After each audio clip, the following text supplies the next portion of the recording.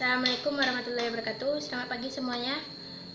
Bertemu lagi pada Ibu hari ini dengan materi lainnya.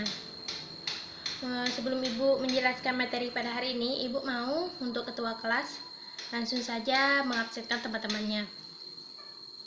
Baiklah, materi kita hari ini yaitu sistem pernapasan, bagaimana gangguan pada sistem pernapasan, dan bagaimana upaya kita menjaga sistem pernapasan pada manusia ya. Nah, sebelumnya Ibu akan menunjukkan gambaran bagaimana organ-organ penyusun pada sistem pernapasan lewat ini. Yang pertama yaitu hidung, paring, laring, trakea, bronkus, bronchiolus, alveolus, dan yang terakhir adalah paru-paru. Ibu akan menjelaskannya ya. Untuk rongga hidung ini adalah organ terluar dari sistem pernapasan yang berhadapan langsung dengan udara, gas yang kita hirup. Dan melanjut kepada paring. Paring ini adalah tenggorokan atau jalur lanjutan dari hidung. Selanjutnya adalah laring. Laring ini juga biasa disebut dengan kotak suara. Kotak suara yang menghubungkan paring ke trakea. Yang terakhir, selanjutnya adalah trakea. Trakea ini adalah jalur masuk dan keluarnya udara dari paru-paru menuju paru-paru atau dari paru-paru keluar melalui hidung. Selanjutnya adalah bronkus. Bronkus ini adalah memiliki dua percabangan, yaitu untuk paru-paru kiri dan paru-paru kanan. Percabangan bronkus ini dilanjutkan dengan percabangan bronchiolus dan diakhiri dengan percabangan alveolus. Alveolus ini juga biasa disebut dengan kotak suara. Dan yang terakhir adalah paru-paru. Paru-paru ini adalah yaitu pernapasan itu tadi ya. Setelah kita mengetahui organ-organ atau penyusun sistem pernapasan, Ibu akan bertanya, pada saat kita menarik napas dan menghembuskan napas, itu apa yang terjadi? Nah, Ibu akan menjelaskannya. Yang terjadi adalah mekanisme pernapasan. Mekanisme pernapasan ini ada dua. Yang pertama ada ekspirasi atau inhalasi, dan yang kedua adalah ekspirasi dan ekhalasi.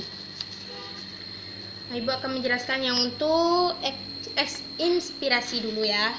Inspirasi ini adalah saat kita menghirup napas, rongga dada akan mengembang, volume paru-paru akan membesar, dan diagrama ini akan mengembang dan udara masuk ke dalam tubuh. Kalau untuk mekanisme pernapasan ekspirasi atau ekhalasi itu, pada saat kita mengeluarkan napas, diagrama kembali normal, paru-paru menuju volume normal, dan rongga dada juga kembali kepada normal. Udara keluar menuju hidung. Frekuensi pernapasan. Apa sih faktor-faktor yang mempengaruhi pada frekuensi pernapasan? Yang pertama itu manusia itu maaf ya, Ibu belum menjelaskan itu. Manusia itu biasanya menarik napas atau bernapas itu 12 sampai 20 kali dalam per menitnya. Nah, ada saatnya kita itu terganggu pada sistem pernapasan. Ada saatnya kita tuh tidak nyaman atau sesak, bahkan ada yang sama sekali tidak dapat bernapas. Nah, itu ada frekuensi pernapasannya. Apa saja sih faktor-faktor yang mempengaruhi sistem pernapasan, frekuensi pernapasan? Yang pertama adalah faktor umur. Kita sering kan melihat anak-anak atau bayi itu bernapas atau menghirup napas itu lebih cepat, karena pada anak-anak atau bayi itu masih dalam proses pertumbuhan atau perkembangan. Selanjutnya adalah jenis kelamin. Jenis kelamin juga termasuk ke dalam faktor-faktornya. Kenapa? Karena diagrama volume paru-paru laki-laki dan wanita itu berbeda. untuk laki-laki itu lebih besar, sedangkan perempuan atau wanita itu lebih kecil. Karena itulah laki-laki itu lebih membutuhkan pernapasan atau lebih cepat dalam frekuensi pernapasannya. Selanjutnya, posisi tubuh. Pada saat kita berdiri itu lebih membutuhkan frekuensi pernapasan yang lebih cepat, dikarenakan dia itu harus menjaga keseimbangan tubuh. Beda dengan pada saat kita duduk atau berbaring. Selanjutnya, aktivitas ya. Semakin banyak aktivitas seseorang, maka semakin besar juga membutuhkan membutuhkan energi yang dihasilkan oleh oksigen tersebut. Selanjutnya, apa saja sih gangguan yang terjadi pada sistem pernapasan?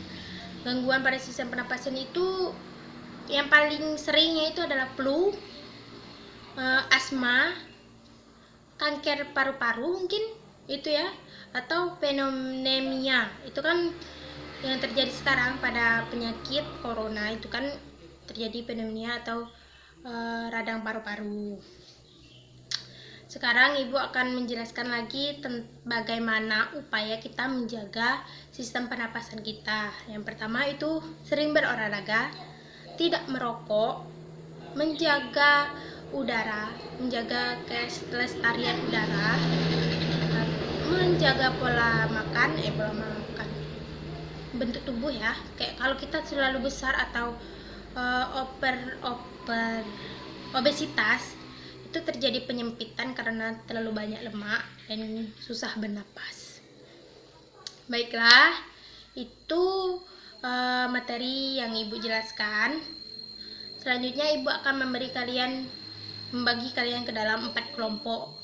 Dari 4 kelompok itu, yang pertama kalian akan merumuskan pertanyaan, yaitu merumuskan pertanyaan pada organ-organ sistem penyusun sistem pernapasan itu.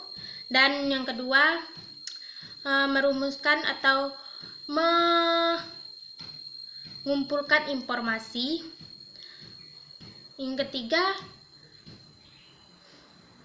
menarik kesimpulan.